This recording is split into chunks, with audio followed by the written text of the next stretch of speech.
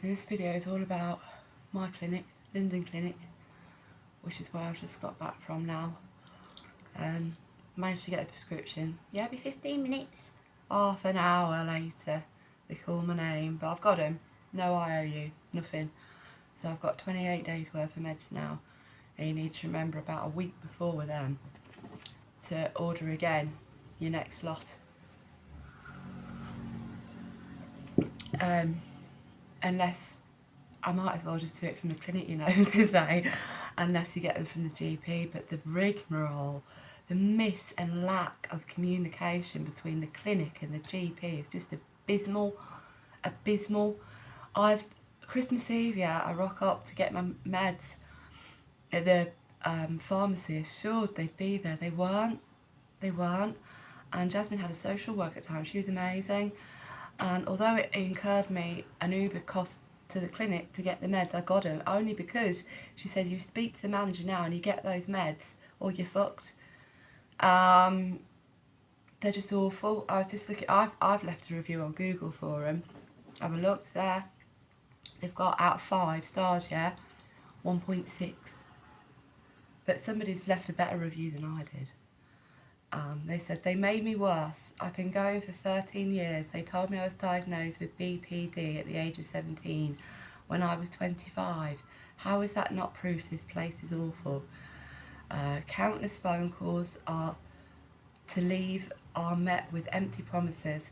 The people rating this place 5 stars just sound like the staff trying to bump their numbers up, because I don't believe anyone is stupid enough to think this place is good.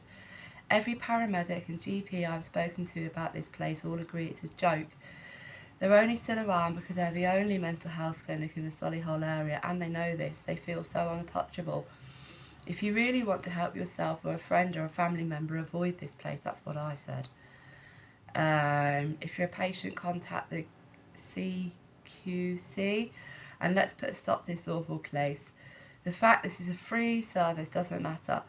The people using this as an excuse should be ashamed of themselves for using excuses like that to be put down the opinions of people struggling with life. And that's got 3 likes, that has. I can see why. What did I say? Oh yeah, 1 star, because you can't leave no stars, you have to put a star. Awfully unresponsive staff employed to support vulnerable people at this clinic. Rude and incompetent. I urge you to avoid if at all possible. Nobody's liked my comment. Yeah, it's fucking abysmal place. Abysmal. Unfortunately, if you have a diagnosis of a mental health nature, you have to go, because you can't, once you're out of the hospital system, you've got to be treated in the community. And that's what they call themselves, community treatment teams. They used to have home treatment there. They don't now. They moved that. They have a duty nurse available each day, if you say available, yeah. When I was in crisis in September, I'd phone up and they go, this won't be dealt with today. I go, what? But I really need some sleeping tablets and anti-anxiety. I don't think you quite grasp the fact that home treatment were out over the weekend. They told me I could use your service and it would be supportive. Well, we'll see what we can do and all of this, yeah. And home treatment didn't get me to see a doctor because they said, according to their notes and looking at Lyndon notes, I was to see a doctor that week, the following week, yeah. Didn't happen. I remember I was in town, I was in Primark and I got this call. I know I phoned them. They never phone you. I phoned them. And they said, yeah, you can see a doctor. I was like, yeah, when's that then, please? She goes, December. I was like, what? I said, it's like the 10th of September. December? Are you kidding me? I really need to be assessed now because I took myself off my meds. You see, you shouldn't do it, but I did. And I don't think you understand the urgency here. And so I haggled with him. And the best they could offer was a telephone, not face-to-face, consultation. At the end of September. So I had that and she goes, the consultant psychiatrist goes, it's a woman it was this time, not too thick an accent, because that really does piss me off, because how can you communicate with somebody that you're not culturally matched with and you can't understand them? You can't. Like the doctor I'm under now, I've ripped him, I have recently, saying, fuck off, I'm not seeing him again. I saw him right. You don't get a choice who you see, you get given who you get given, yeah. In 2019, I had a miscarriage. And so I go for my routine. Wasn't anything special. Went for a routine face-to-face. It must have been for all the COVID business, obviously. And he sits there at the desk like that. How are you sleeping? I'm like, what? And except he didn't say, how are you sleeping, like that. I was like, pardon? What did he say? I couldn't quite grasp what he said, because it doesn't matter what colour he was, but he didn't make sense to me. I couldn't understand him at all. And he goes to me, here you go. I was like, what's this? And I hadn't even told him about the miscarriage, but clearly it's on the notes. They never read the fucking note. Right. Whenever you start a consultation, go in and say, have you read my notes? Because if you haven't, I'm not engaging. What's the fucking point? What is the point? There's reams of them. They needed a fucking lorry to go through mine at Mother and Baby. Honestly. If a doctor hasn't read your notes, don't engage. It's a waste of fucking time, yeah. And he hands me this leaflet, and it's got this sad-looking woman on the front. And it says, have you experienced miscarriage? And I went, you what? What's this? And he went, well, you're clearly upset. I said, what about? I said, I'm not. So this has been dealt with. None of your goddamn business in the first place. And do you know what I did? I didn't get in trouble. Fucking walked out. I ran out, actually. I just went, you can have your fucking leaflet and shove it up your arse. And then the CPN went, what? And I just went, yeah, you heard. Fucking shove it up your goddamn arse. Walked out. Pressed all the buttons. They're there going, and I'm surprised I didn't set the alarms off. And she follows me out, this nurse does, and she goes, why don't you come back, Rachel? I'm like, what fucking for? You want me to go and be treated like that? You can piss off. And that was the end of that consultation. And I had a boyfriend, the father of the miscarriage. And he goes, how did it go? And I was just like, you don't want to know. You don't want to know how it went. It didn't go well, let's put it that way. Fucking hell. So that was him. And they want me to see him again. I'm not, are you taking the piss? I'm not seeing that cunt again. No way. He knows fuck all about anything. He clearly don't give a shit. They're supposed to help you. They're supposed to say, how can we help you? Work to the best of your ability in the community, Rachel, the diagnosis, what you've got, yeah. They fucking don't. They don't give a shit. How can you sit? How can you understand anybody when they do? Yeah. You can't, can you? I wouldn't do... Oh, that'd be awful. If I did that when I was working for Connections with a young person, I would dread to... It's an abysmal service. Absolutely abysmal. Now, let's move on to the reception staff, yeah. As I said earlier, it must be in the job description that they hate people. Because their attitudes are just ridiculous. You phone up in good faith, go, hello, can I have my prescription, please? Or, hello, can I speak to the duty team, please? And you just get met with shit. Poor service. Poor service. I think I will contact that place. I have thought about it before because I looked it up, did some research, and I left a review on an NHS website for them because they've got 0 reviews, yeah. 0 on the NHS website because they won't publish them because they're all so poor. It's got to be. It's got to be. I left a really horrible review and they wouldn't publish it. They wouldn't publish it. They just said, no, we're not doing it. I was like, oh, fuck off then. But everyone's entitled to their opinion. Opinions count. But it hasn't been investigated, you see. It hasn't been visited by this authority place, what says if it's any good. And not recently anyway. And it needs to be. So I think I will phone them. Because that needs to happen. Like quality assurance and all of that kind of stuff, because people are being fucked about. Now I know a lady whose husband passed away over summer and she just sat at home, yeah, and she gets a phone call from him and they go, hello, can I speak to blah blah blah please? She goes, he's dead. And they're like, oh, we're really sorry. She's like, so you fucking should be. How awful is that? You're just getting on with your day trying to grieve your husband and they phone up saying, asking for him. That's just dreadful. That's just one example of what they do to people, and they don't give a shit. They don't. Anyway, I've got my meds. I'm not seeing that doctor. All I want is my 10 milligrams of aripiprazole. They can fuck off with anything else. Because the doctor in September, yeah. I thought I'd see her again in December. I was lucky to get a December appointment, I think, because she said, right, 30-minute consultation. It's actually 28 minutes. I looked at my phone, yeah. Everything was covered, done and dusted. I said to her, have you read my notes? Oh, yes. And she starts asking me a couple of questions. I said, it's all written down. You clearly haven't, have you? And she went, well, read them. That's what they're there for, so you understand a patient. And she goes, oh, I'm sorry if I've upset you. And I said she didn't, because she isn't from this country. But, yeah, I thought I'd see her again, because at least we got some progress. And she said, recommence your meds, 10 milligrams of aripiprazole, because I was on 30, leading up to 20 if suited. I thought, well, it's not suited really, so I'll stay at my 10, thanks very much. And so when I recently requested the repeat prescription, because they gave me enough to last a while, and I was at my mates and get this phone call. I'm like, what do you want? Literally said that to him. What do you want? I'm busy. And I was just having a nice chat with my friends, and it's like, oh, you've just recently phoned about to order a prescription. I'm like, yeah. And she goes, well, it says it should be 20 milligrams. I'm like, no, read it again. The doctor said 10 milligrams up to 20 if suited. Well, it doesn't suit.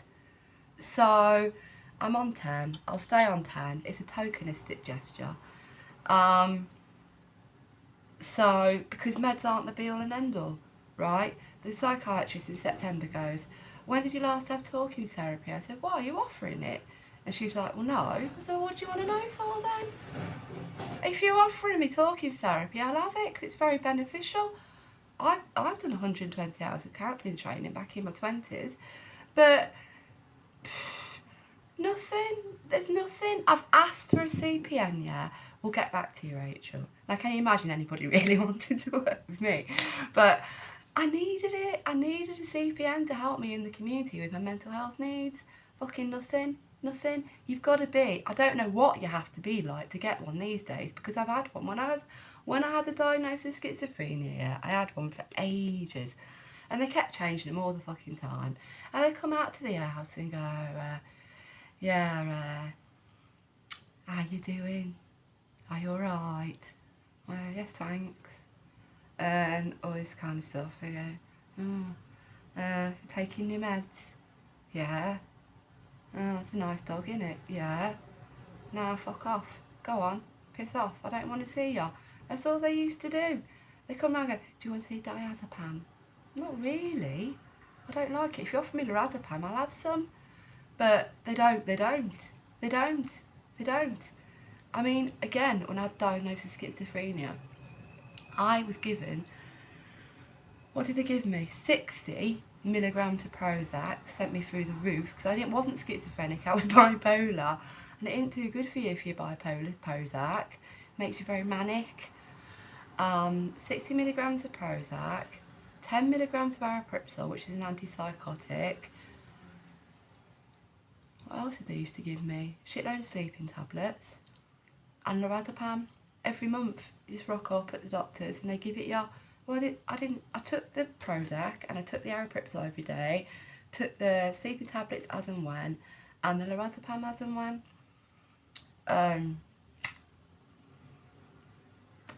But because they're pumping me full of 60 milligrams of Prozac, I wasn't very stable, you see. I didn't really drink that much. No, I didn't really drink that much then. And, but my bipolar moods were off the scale. So bipolar is a mood disorder. So the aim of your mood is to like be regulated really. With the bipolar, 1 minute you're like that, and the next minute you're like that, and you're up and down, on a very, very bad scale.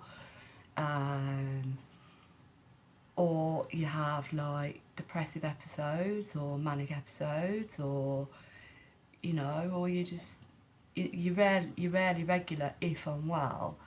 And I learnt in hospital that the triggers for my bipolar unwellness is sleep deprivation and stress.